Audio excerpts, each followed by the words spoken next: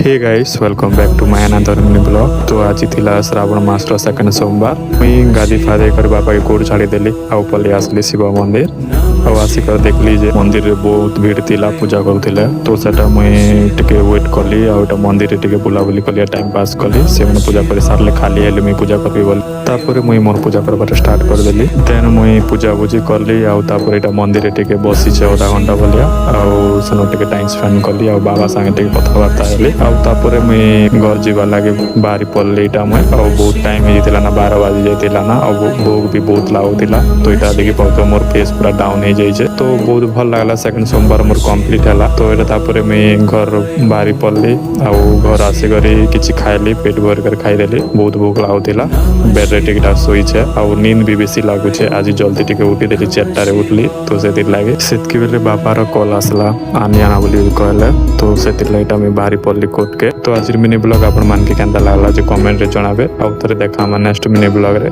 Bye.